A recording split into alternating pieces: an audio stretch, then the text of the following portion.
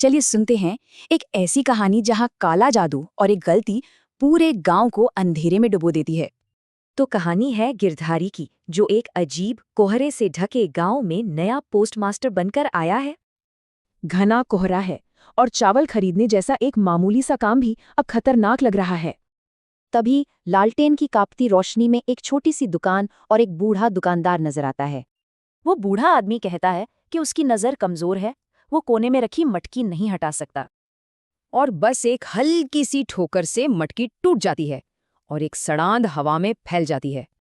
गिरधारी को शक तो हुआ, पर कालीचरण ने इसे बच्चों की शरारत बताकर बात टाल दी। घबराकर वो घर तो लौट आया, पर उसे क्या पता था कि उसने एक भयानक शक्ति को आजाद कर दिया है।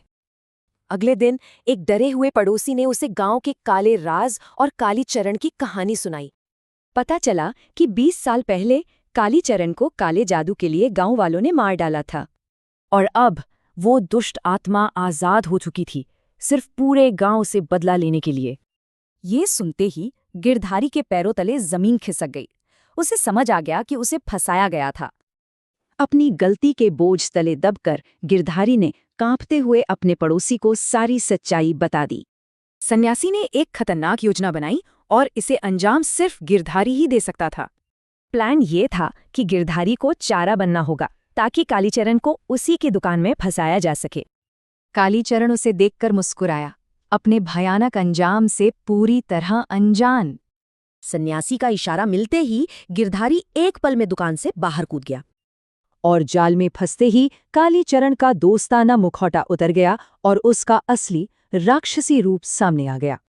पर सन्यासी और गांव वालों ने मिलकर एक शक्तिशाली मंत्र का जाप शुरू कर दिया।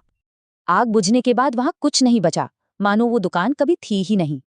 फिर सन्यासी ने उसकी राख को एक नई हांडी में बंद करके उस पर एक बरगद का पेड़ लगा दिया।